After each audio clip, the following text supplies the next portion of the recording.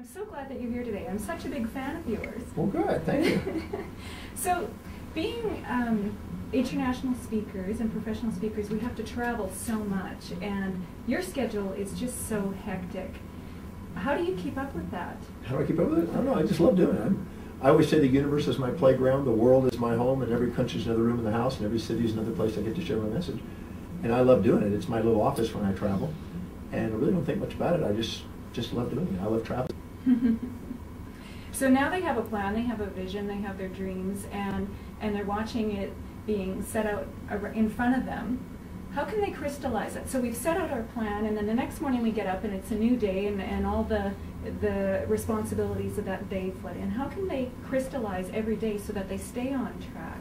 Well, if it's not setting with their highest values, they won't. Mm-hmm. They'll let everything else that stacks up higher on the value system come in, and they won't have time for it. Look, I take people, and I have a financial program I do, the Secrets of Financial Success program, and I have to ask everybody, how many want to be, financially successful? Wealth. Everybody says no. Oh, everybody puts their hand down. I said, how many of you have it? They put their hands down. 2 people have it, out of 100 or something. And I said, would you like to know why? It's really simple. There's no mystery here. It's really simple. The ones that have it have a higher value on it than the people who don't.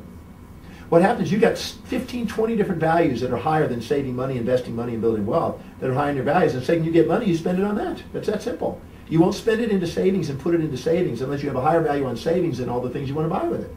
So until you do, you'll never have it working for you. You'll always work for it. Well, the same thing that occurs there, and a kind of an eye-opener to them, is the same thing in our lives. When we say we want to do something, if it's not really high in our value, we don't do it. Because when it's truly valuable to us, we delegate the rest of the stuff. Instead of doing the stuff we think we got to do, we delegate that to somebody else and get on with doing what we're here to do. Now, you mentioned your breakthrough experience. Now, in your book, The Breakthrough Experience, you talk about how things that happen in your life are not necessarily negative or positive, but you keep somewhere in between, and that's how you keep a balance. Well, you can't have a balanced perspective unless you know that all events in life are neutral. I have people every week that come to my breakthrough experience going, well, this has happened to me and it was a terrible event. I said, well, did you know that so-and-so and so-and-so, these great people had those same events? You go, really? Yeah, they turned it into a great opportunity. They decided not to hold on to the belief system that it was a terrible event. Because all events are neutral until you decide with your value system to limit it to positive or negative. And if you get stuck in a positive, you'll get in a manic state, an illusion state, and you'll be blind to the downside. If you get stuck in the downside, you'll be blind to the upside. And the person who sees the whole thing, the full quantum event, they see it's got both sides. There's never a crisis without a blessing. And there's never a fantasy without a nightmare. They always come as a pair. So the wise person sees the pair, embraces the pair, sees that that's what they're grateful for and loves and appreciates, knows that that's realistic about life, that everything has two sides. Because otherwise you live in the fantasy, oh, when I get this house, I'll be happy. When you get there, well, you got new mortgages, you got new payments, you got to clean it, you got to hire people, you got to get a new car to match the front yard, You got landscape and everything. It's not pleasure without pain. There's no positive without negative. There's always two sides. So when you put those two together, you have a balanced orientation, you have a balanced life. So things emerge out of this book, and now there's more than this. There's 4 volumes of just goals, but then there's actually literally 200 and something volumes and books that have been emerged from this text. So it's really quite amazing. I had it with me, so I'll bring it up. But this is one of them right here.